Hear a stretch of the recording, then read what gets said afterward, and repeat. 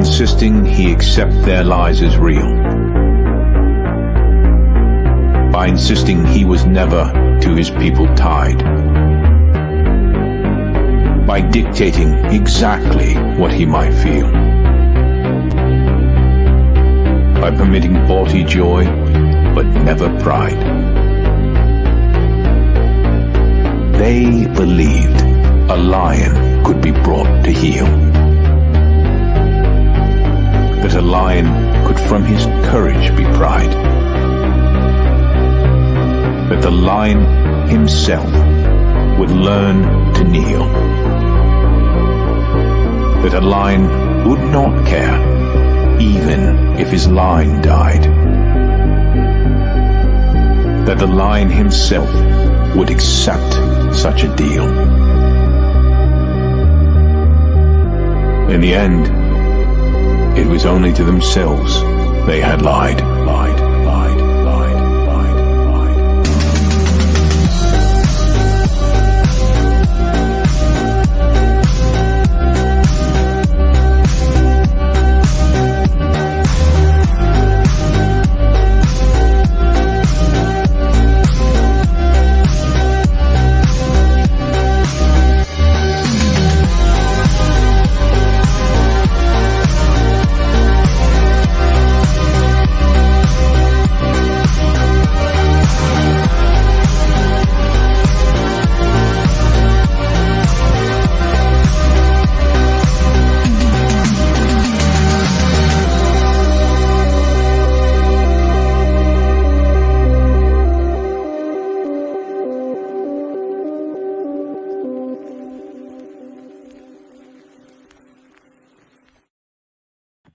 All right, this will be part 2 of my discussion with Laura Corvino of The Focus. You can see part 1 on this channel as well.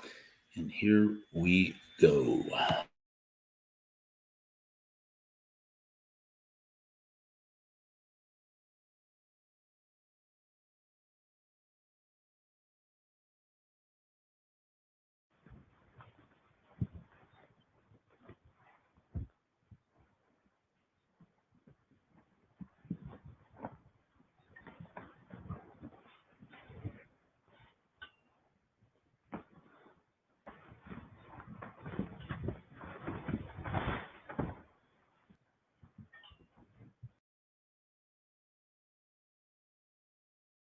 Right. Yeah. So let's see also, because Christianity, if you follow the Ten Commandments, no, don't steal, don't lie, etc., the economy work better. Because when people are dishonest, the economy cannot flourish, because everybody steal from everybody and try to do business in an environment like that. I mean, good luck. So that's why Europe. Yeah. I was going to say, you mentioned earlier about in California, like in my job, if someone steals something, we're not allowed to go after them or we'll get fired. Crazy.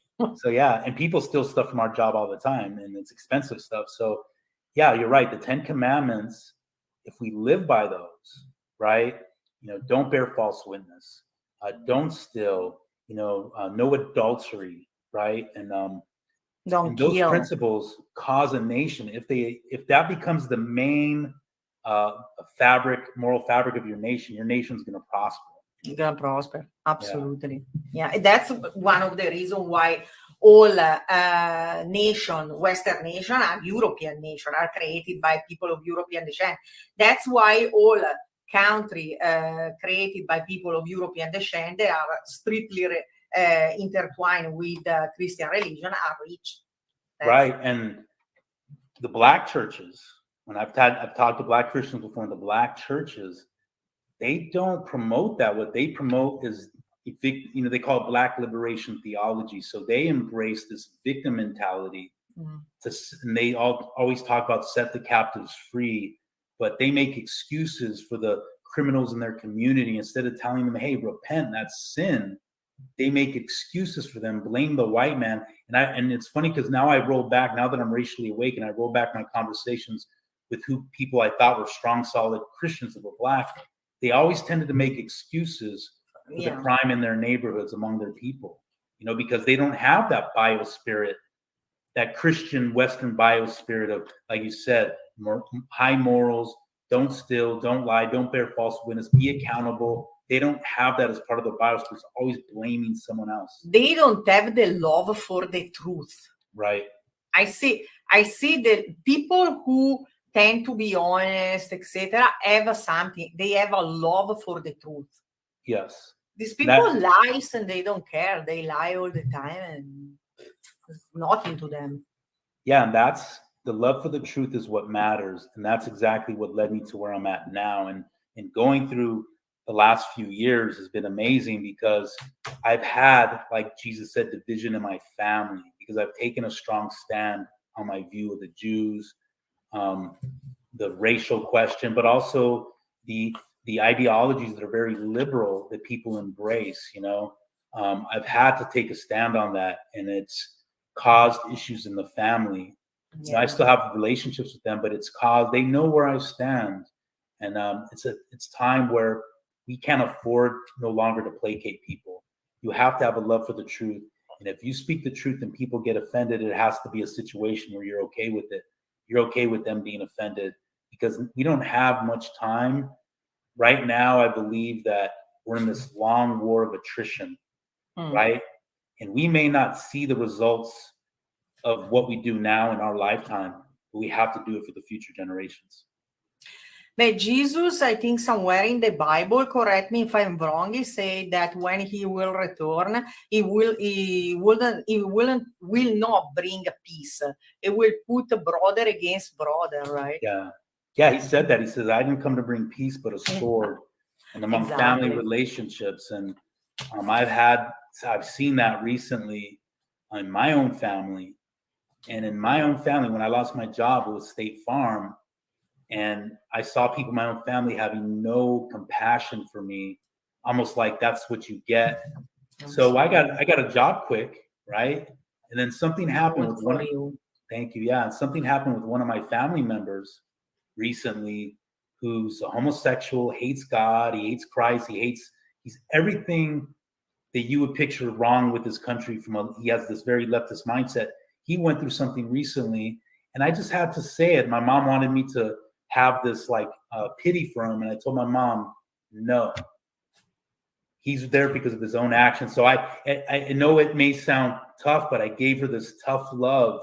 Like, I'm not going to pity him because this guy's a hater of all the things that I stand for and had no compassion for me when I went through what I went through. So I told my mom, no, I'm not going to feel sorry for him. I'm not going to pity him because this is what's happening. There's a divide in our country, and it should be, like Jesus says, this division is good because we're getting to a point right now where there can be no peace with the people on the other side of what we stand for. And that's to bring America back to its original principles, which were very European, the Constitution, the love of freedom, and against everything that's polluting it, whether it's the LGBTQ movement, feminism, this thug culture. Everybody made a big deal about they found the killer of Tupac. Who cares? The guy was a 145-pound wannabe gangster that died because he chose to get involved in a lifestyle that was suicidal, and everybody lifts this guy up as he was some hero. Yeah. So let me see other question I wanted to ask. So do you think we are in the end times? And for example, the Bible predict a worldwide government. So what is your intake on that? Well, so my view, if you look at the Bible, at that time when Jesus came, they were already saying they were in the end times. So the end times really is a long period. It started when Christ was here, and the end times are all throughout history. So, and that's what we were talking about earlier, the globalists, they're playing on the ignorance of Christians, and they have now the false interpretation, which is called dispensationalism, where they say the end times is only for at the very end. Dispensationalism. Yeah, dispensationalism. Interesting. Or future, you can call it futurism or dispensationalism, where they believe everything in the book of Revelation happens at the very end of this world, right? And that paints a different picture, because now you're thinking, well, there's no hope. It's like a movie. All these bad things are going to happen at the very end. And so there's no point in fighting. That's what it leads to. It's everybody, we just want to escape out of here. Everything's bad is going to happen. Satan's ruling this world. But in the interpretation that is historic to Christianity, it's called historicism or amillennialism. And they believe that Christ, when he came, ushered in the last days. He took his throne when he sent it up to heaven, to the throne of David. And the church is the kingdom of God on earth. And the way I look at it is, even though we know at the very end Christ comes back, at the very end there's this persecution of the church worldwide, we don't know when Christ comes back. He even said, you don't know when I'm coming back. But he said this, he says, occupy till I come, meaning advance the kingdom. Jesus said that his kingdom, that his church will the gates of hell will not prevail against his church. And what that means is the church is supposed to be on the offense. The gates of hell represents they're in a defensive position. They're putting up gates against the church, because the church we attack. So what I believe is, yes, one day there will be a one world government. There'll be an antichrist, but we don't know when. So we're called to fight. We can't mortgage our children's future or the future of children for a rapture, because one, I don't believe in the rapture. I just believe in the second advent of Christ, the second coming. You are Catholic. I would say primitive Catholic. So I believe in the Apostles' Creed. I believe in the Eucharist. The body of Christ is in the bread, and the blood of Christ is in the wine. But I don't believe like in the papacy or, Mary. Like, I don't believe in Mary in terms of what they believe. So it's very primitive. So you don't believe in the Virgin Mary? I believe she was a virgin, but then I believe after she gave birth to Jesus, she had other children. The children, and So I ask you because, the rapture, the Catholics don't believe in the rapture like the Protestant. Protestant is you fly in the sky with your body, no? I don't believe in that either. So that's where I'm similar with Catholics. That's why I call it primitive Catholic, because it's just a lot of similarities with Catholicism without a lot of the pomp and circumstance. In fact, for the Catholics, it's more symbolic. You don't fly in the sky. Is in your spirit, you accept the return of Christ, and that saves your soul. So it's symbolic, the rapture. Yes, very much so. So that another question. I think I understand you are against mass immigration, right? For the reason you explain. Yeah. So what about in the Bible? It look like you know it very well. What about the Babel Tower?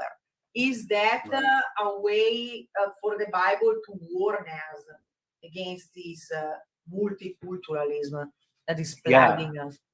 Absolutely. That right there proves that Jehovah God hates universalism. He hates globalism. He created the nations. Like the word Gentile in the Bible isn't a bad word. It actually means fruitful ethnic tribe. So Jehovah God meant for us to be separate ethnicities and to be fruitful, to produce, and to have good, healthy nations. Even in the New Testament, even Paul the Apostle in Acts 17 says, God had appointed men in every season to dwell in their habitations and their borders, that God appointed it for men in their appointed seasons to dwell in nations that had borders. So in Romans 13, Paul talks about the government, that the government is raised up by God to punish evildoers, people that break the law. And if you go against the law, as long as it's a good law, not an evil law, if you go against it, you're an evildoer. And that's where this illegal immigration comes in.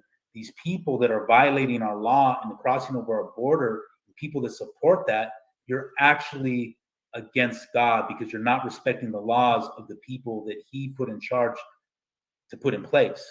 So nationalism is the natural conclusion of true Christianity. Because you said something interesting. You said God created nations. Yes. So if he created nations, it's implied that he's not a globalist. Right. And exactly. And I do believe there were people that existed before Adam and Eve. They call it pre-Adamites. So Adam and Eve. Yeah. And so Adam and Eve are the first people of the white races, I believe, because if you look at the description of Adam, The description of all the Israelites, including Jesus, they're described as white with ruddy complexion, meaning they can blush, which is a European thing because of the hemoglobin. Other race cannot blush. Cannot blush unless they're mixed or whatever, but they can't blush. And they're described as, David reddish hair, Solomon had black hair, so you have the European diversity. Jesus is from that lineage, so he has to be the same. And they're described as fair, meaning bright, which is white people have bright skin. Rebecca and you just saw the women in the Bible, when they're called fair, it's because they have bright skin. Jesus, it says his hair and his head are white like wool. They're not wool like the black Hebrew Israelites say his hair. It's white like wool. So even, back in the 90s, all I heard from black people was, oh, Christianity is a white man's religion. And now all of a sudden they're saying it's a black man's religion.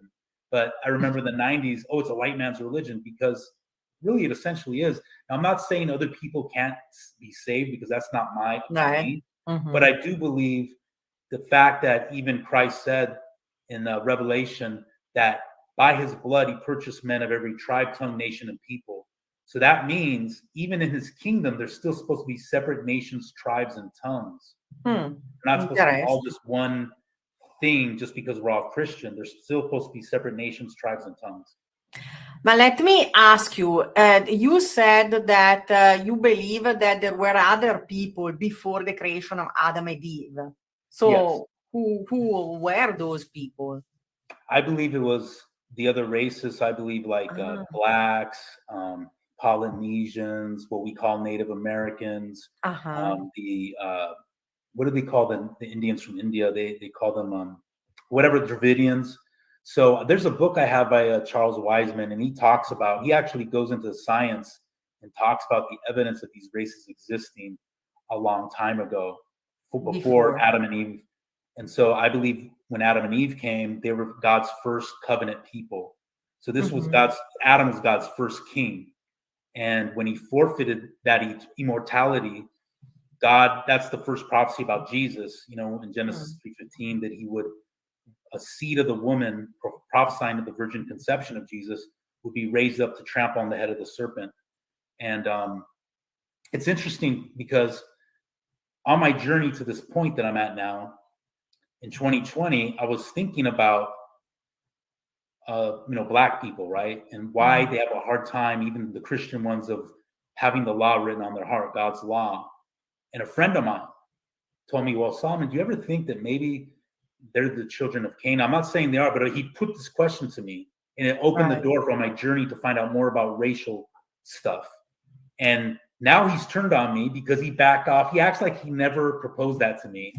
And now I went full throttle. I researched it. And this is where I came to the belief that the pre-Adamite races were the races of, blacks, Polynesian, and all that, because I started to do research. When you look at, one thing that convinced me too, is there's this video about I think it's someone from England, an Englishman, that he flew into Australia, right? He's tall, blonde, blue-eyed.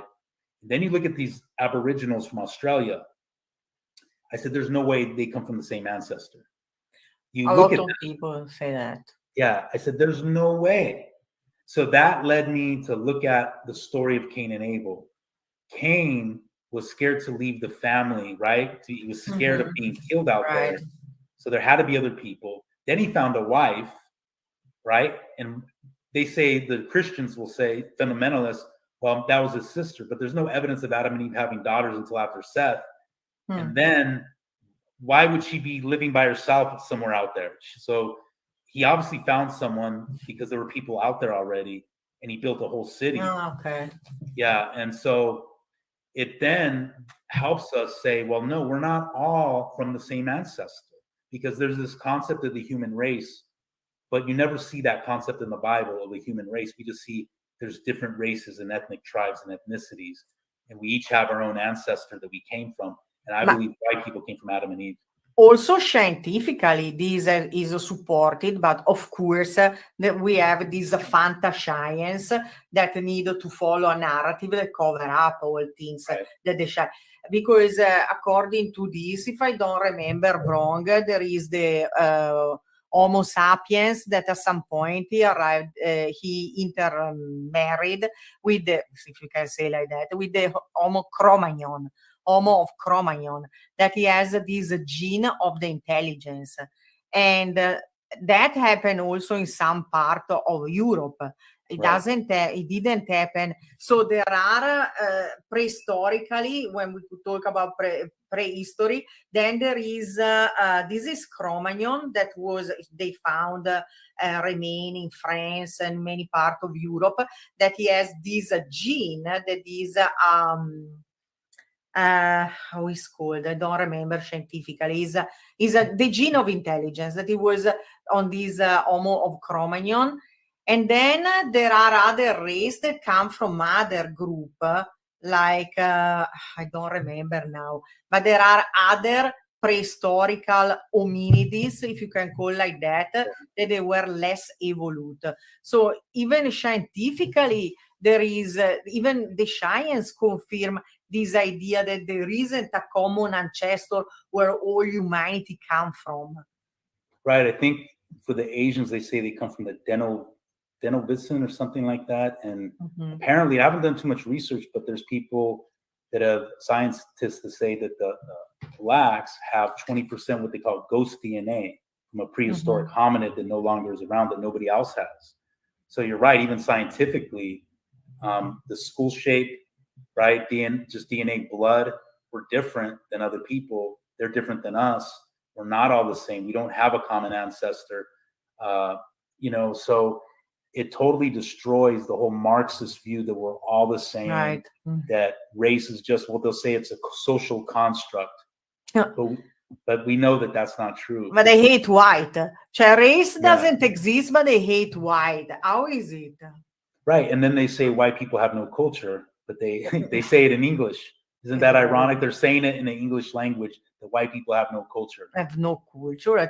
I cannot think, I'm sorry, I feel offended. I cannot think a richest culture like the European culture, from Mozart to Beethoven to Chopin, the classic music, the art, the Sistine Chapel in Italy, all the treasure of art, the ancient Romance, the Greek literature. Are you kidding me? Right. Yeah. And it's beautiful. And, whether it's the Celtic cultures, what kind of I embrace, because the Northern Spanish, where my family's from, they're Celtic, right? And you have the Black Irish, which are I guess it's people from Spain and Basque that moved into Ireland. The Basque and Irish call each other cousins. And my grandma's from Ireland. So I have a mix of European, Spanish, Basque, and Irish, Welsh, and Scottish. And so it's kind of the culture I embrace, the bagpipes. It's beautiful, and this is what my music selection has changed to where this is what I listen to. And I feel a big difference than listening to the trash that like hip hop, or even, and I love rock and roll, but even some of the rock and roll could be, Well, Luca, I want to ask you another question. That is a bigger question. So I personally believe that the Israelite of the Bible are the European for many reasons. I send you a video. It looked like to me that you believe the same. Could you give some reason why, if you believe this way, why? Yeah, this is another thing I started studying in 2020, because I'm seeing all this happen with Black Lives Matter and all the people supporting it. So I just started looking into this, like, what is it about these blacks that don't have the law of God in their heart? So I started seeing the Israelites, and I actually did studies on this. Every time they're described from a physical point of view, they're described like white people. Milk, the color of their skin, milk and ivory. They're in body, they're like rubies. They blush, ruddy. The very name Adam means the ability to blush. Those things are in the Bible, right? Yeah, they're in the Bible. So I looked at all the physical descriptions. Then I looked at who fulfills the prophecies that the Israelites were supposed to carry out, because the Israelites were prophesied to carry the gospel to the world. And it's white people who did it. It's white people who built the printing press, who invented it. And then that's where the publication of Bibles went on steroids. And Everybody Right. now has the Bible in their own language. So it was white people that created missionary societies in the 1800s and taking Bibles to the third world. It's white people that evangelized third world nations. It's white people that created the denominations. It's white people that protected Christian Europe from the Muslims and, kicking the Jews out of when they were causing their trouble. So they fulfill all the prophecies. The Israelites are described as white in the Bible, Right. And a lot of people, they think, okay, well, they look at the Middle East now and they see, the Palestinians or the Arabs, and then they'll see the Jews, right? So-called Jews. And they'll say, well, no, Jesus must have been like them. No, well, we know there's migrations.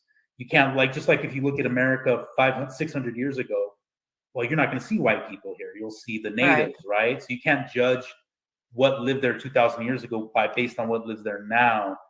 And when you go to Josephus, I don't know if you heard of Josephus. He wrote about the Jewish-Roman War in the first century. He said that the only difference between a Judahite, like meaning a Jew, and a Greek, they look the same, but it was circumcision was the only difference you can tell them apart. The Jews were circumcised, the Greeks weren't. Really? Yeah. In today's modern day Jews, they basically just adopted a religion in the 8th century. It was the Khazarian kingdom, where the king of Khazaria adopted Judaism as a political maneuver because on the east he had the Muslims and on the west he had the Christians. So he adopted that. He brought in rabbis. And even by the time Jesus came upon the earth, a lot of the Jews that lived there were Edomites, because the Edomites had been forcefully converted by the Maccabees. So a lot of Christians that believe the Israelites are white, they believe that today's Jews are actually descendants of Edom, which even the Jews admit in their encyclopedia. Well, there are some interesting things. For example, why Jesus Christ sent his apostle to Europe? Because he's apostle. Why he sent them to Europe? And Jesus Christ said, my people recognize my word. In fact, in Europe, Christianity became the word of this apostle, became a big religion. So he has been heard. In other countries, instead, they keep bringing their Christianity when it doesn't remain. You hit the nail on the head, because when I was a Seventh-day Adventist, I personally knew the director of what's called Quiet Hour Missions, and they would send people to the third world countries. So they would go and do evangelism and convert a lot of people, baptize them. They would return a year and a half later. That was their strategy, just to see how things were going. And literally, they even lamented this. 75% of the people they converted the first time around were already back in their old religion, whether it was Islam or whatever tribal African religion. So you're right. That word doesn't stick with them. It doesn't stick with them. Right. And I heard some video that really enraged me, where there are people from Africa. They say that Christianity is an African religion. Yeah, they say, it's a joke. Even doesn't make any sense. Based on what? They don't accept. Are all a way to take away, to chip away what belongs to chip away the identity of white people. They want to deprive us of our identity. And this is really scary, because it's the way Marxists destroy their enemy, by destroy their identity. They want to take away our identity. So it's scary. What are their intention? For sure, not something good. Yeah, you're right. They are claiming now that it's a black religion. Jesus was black. And like I said, in the 90s, I heard the exact opposite. So I think what it is they're coping, because a lot of them don't want to give up Christianity. So but they hate the fact that it is a white man's religion. So they'll cope and say, no, it's really black, right? And there's no evidence to support it whatsoever. It's a total cope, and it's a Marxist ploy, like you said, to take away white people's soul and identity. So they're desperate to attack Christianity. They're trying to make it black. They're trying to make it Jewish. They're trying to take our soul as being kingdom Christians who established Christianity in the West. And this is why all these third worlders believe in Jesus, because of us, not because they themselves innately, believed in it, but because it was white people taking it to them. And now they're turning on the very people that brought them the gospel. They are backstabbers. Yep, big time. Cioè, they don't have a honor. Cioè, this No. is lack of honor. Cioè, to be a backstabbers is a lack of honor. Absolutely. Is considered a shame. In the past, when honor was something, it was considered an shame. To be a traitor is the worst. Was the worst way to be. It was an shame, persona non grata, a backstabber, a traitor. These people do it on a regular basis, and it's okay. They even don't care. Yeah, exactly. So they basically have no thank for what white people did for their country or for giving them the gospel. No gratitude. They've turned on them. No gratitude. It's a total arrogance. And this is why, like you said, we're not to hate people, but we have to also understand that they're not on our side.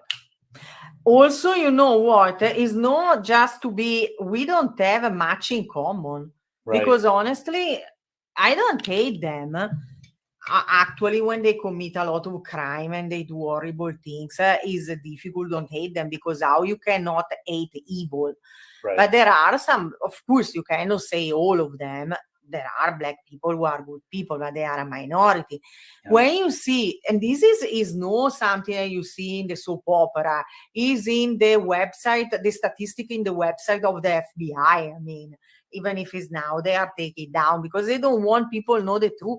Cioè, is the famous 1650, so 16% or 15% of the population that commit more than half of the crimes. Yeah. And so that is telling by itself. Yeah, and they want to make you, they want to try to make people like you and me comfortable to be around them. So on TV, the commercials, it's rare to see like more than one white person in a commercial anymore. Yeah.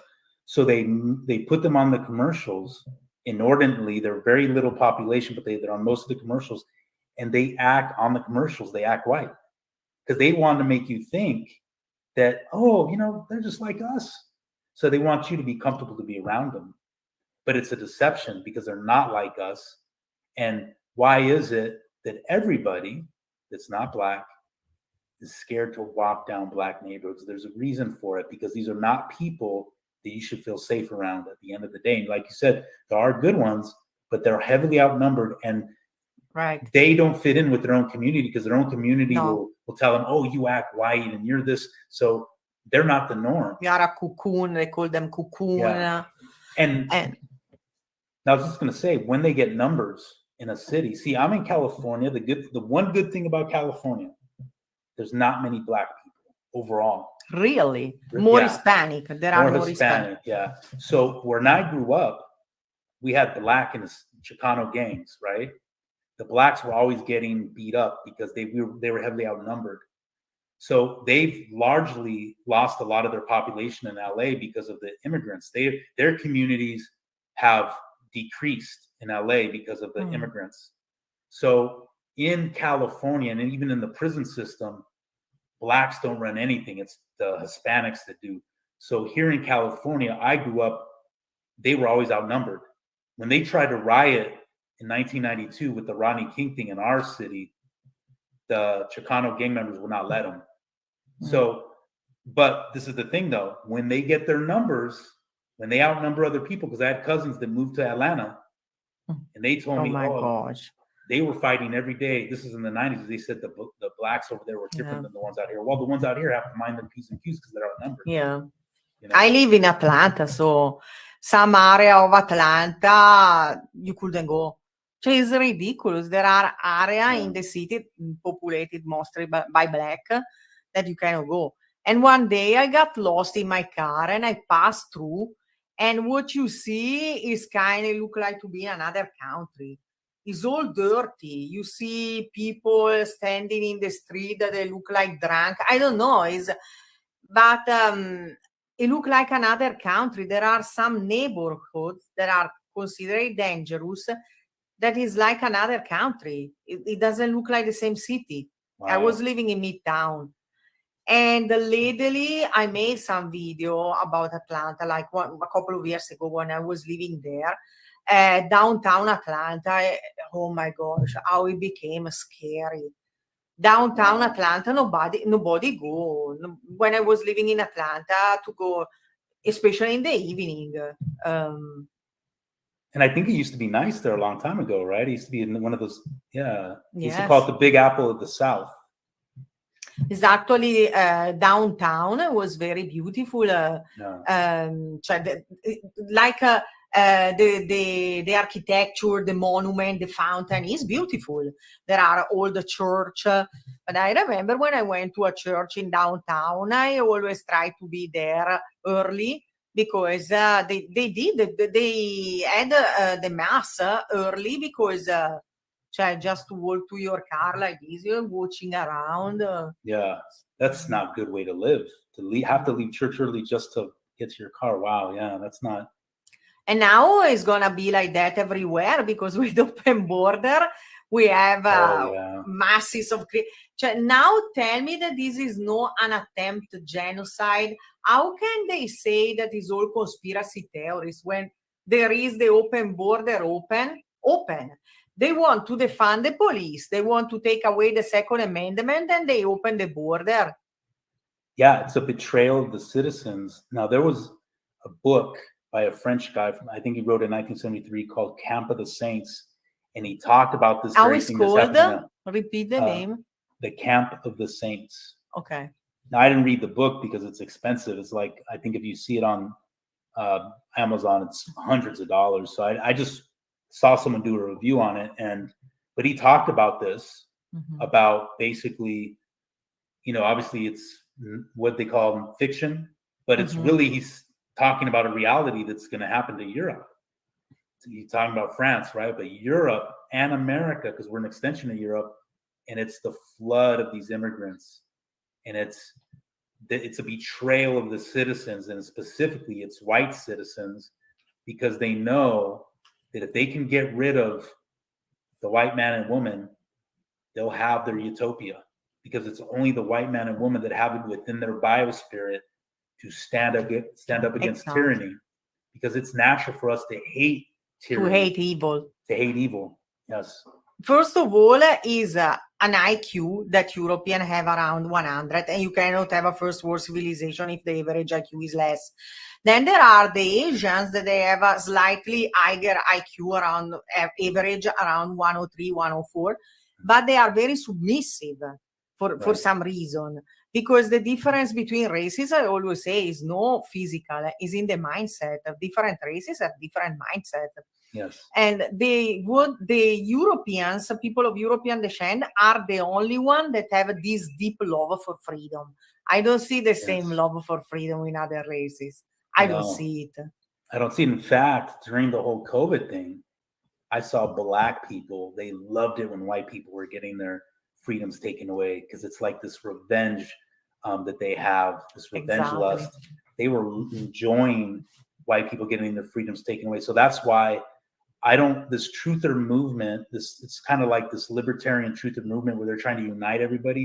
I told my friend, I said, it's a fool's errand. They don't value the things you value. No. They do not value it. You're trying to unite with people that don't have those values that you have, the love for freedom. And that's the problem with the truther movement. Yeah. We are different. Yeah, definitely. We are. Non-white. Then there are exceptions, but the exception, like, they don't wait because their number is too small. They really don't make a difference. Of course, there are exceptions, but the number is so small that they don't make a difference. You see some people from China that they love freedom because they suffer under communism, but even Asians, and this is also the statistics. If you say the statistics about voting, all non-white, included Asian, they vote for the large majority leftism. Yeah, big time. They identify with leftist morals and principles. And especially the legal immigrants loved Obama because the whole, we're dreamers, this, that, and the third. And, so they naturally gravitate towards politicians that have leftist liberal principles, because they don't have that morality, that high morality where they love truth. They love wholesomeness, right? For them, it's more important if they get their, they call the bag, the hustle, freebies, and money and benefits. But they don't want to work for it. Right. They don't want to, because everybody love money, and of course it's more important than other things, but everybody want to have a nice house, etc., etc. But it's different, the mentality to say, I'm gonna work hard, I'm gonna work for that, instead the majority of non-white, they expect when they have a problem that the government give them stuff, the government come and solve the problem. Yeah, and that's the thing too, is at one time before these laws that you mentioned in 1967 or 68 with immigration, a father could go get a job and make a good amount of money. His wife could stay home, raise the kids on one income. They could have a normal, nice house, maybe a car too, go on a vacation once a year. But now, because of the flood of illegal immigrants, and what do? What do these illegal immigrants do? They rub it in the face of us Americans, say, oh, see, you're lazy. We work hard. That's why we're at these jobs. And then they mock you if you're not successful, because they'll say, well, we work hard. Well, the fact is that, yes, you may work hard, but you're working for less than what it should be, because we should be having those jobs, right? And we would be working hard. But the fact is, we're not going to take a job that pays so low, below minimum wage. And what these people do, they're very good with their money, right? They're very good because they pull their resources together. They come up with these ways to make extra money on the side, the vendors. And, like you said, a lot of them don't pay into the tax pool. But then they start mocking. When I go out in the morning to get my coffee, I'm seeing white people homeless. You see white people homeless? Yeah. It's very sad. Mm-hmm. And is unbelievable to see that these homeless of white people be put down, happen in the country that's being created by their ancestors. Is their right to inherit this country. Is their right. And there, people will mock and say, oh, well, they had white privilege, so if they're homeless, that's their fault. Sure. No compassion. But you get some big black guy that beats people up and puts his gun to a woman's stomach like George Floyd, or you get these, or anybody, people will like, oh no, you gotta have compassion for them, and they're out there criminals, compassion for criminals, but no compassion for white people that their country has been taken over. We have been held hostage in the country created by our ancestors. It's a paradox. It's a paradox. It's unbelievable. And I don't understand how people... You remember when, by the way, talking about George Floyd, they built his statue, and then he was destroyed by a lightning. Did you see that? Oh, yeah, I heard about that. Yeah. I mean, can you imagine that this is the guy they're trying to make the hero? That's how low we've come as a society, that George Floyd or Tupac Shakur, a 145-pound wannabe gangster, these are the guys that are making heroes to our society. And we wonder why we have such a low expectations of behavior in society, especially for Black people, that nobody wants to hold them accountable. If you hold them accountable, you're called racist, just for holding them accountable to have decent standards. Luca, he has been a nice, all the question. Let's conclude what you want to say. What kind of conclusion, what you expect from the future? Are you pessimistic, optimistic, and what you will suggest to others? I don't know. We have to be optimistic, because when I played sports, I played football, even semi-pro football a few years, when I was younger. It's when we knew and had no doubt we were going to win that we won. Whenever we had a doubt, I noticed individually and as a team, we didn't do that well. But it's when you knew. So we have to know that we're going to win this, but we also have to know it's a long, drawn-out war of attrition. It's not like the movies where we're going to, it's like a happy ending in our lifetime and we're going to win. This is going to be a long, drawn-out war of attrition. But the way to win is spiritually feel yourself first with good high culture, music, art, food, enjoy nature. Like my thing is I go to these hot springs. Now, that's the one good thing about where I live, even though it's grimy and ghetto. We have hot springs and mineral springs that I go out to once a week.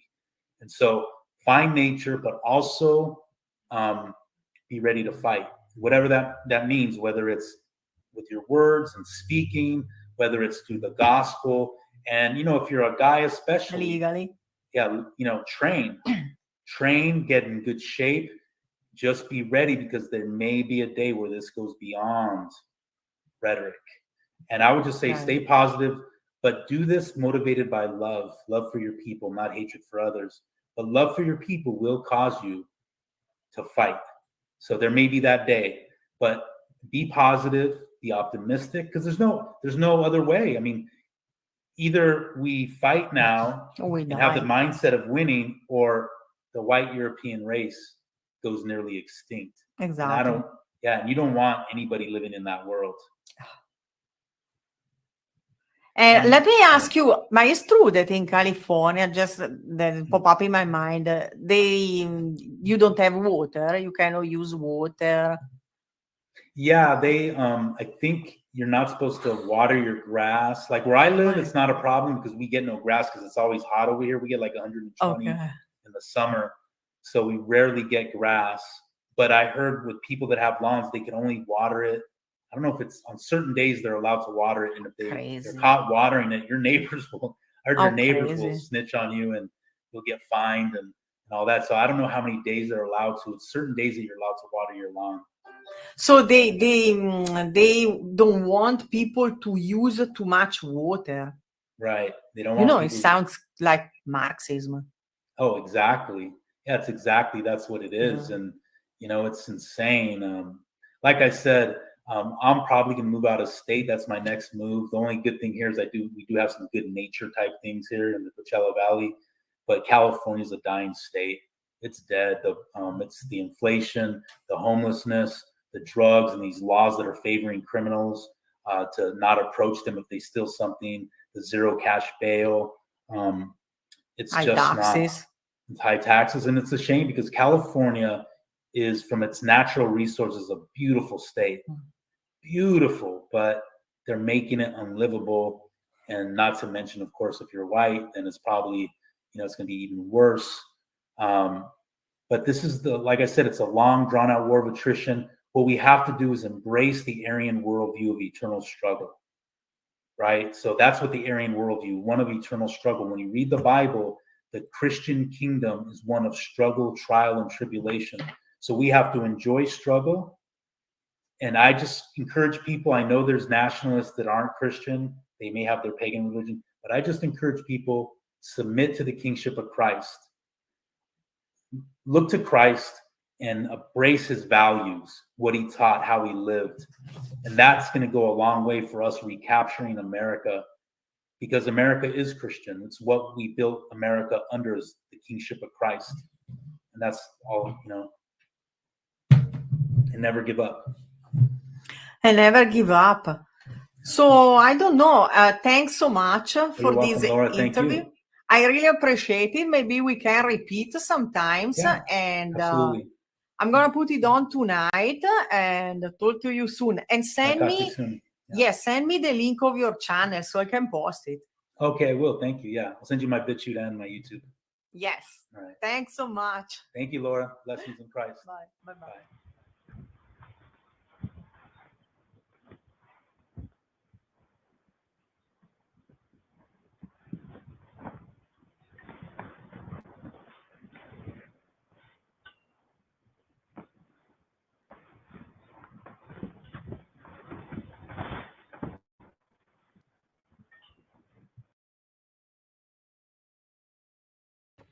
Well, I hope you guys enjoyed the interview. I'll probably be having another interview with Laura soon. We're going to talk about Palestine. If you missed part one, it's on this channel as well. My discussion with Laura Corvino of The Focus, a patriotic woman who loves America, originally from Italy. And she's awake to everything that's going on, this anti-white, satanic anti-white agenda and anti-Christian. So again, hopefully you enjoyed it. Praise our Lord Jesus Christ, our now reigning Davidic King.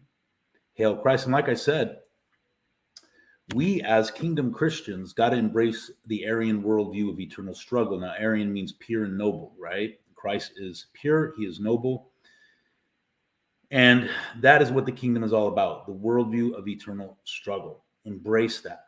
Never give up and fight for your people. Blessings in Christ. Bye.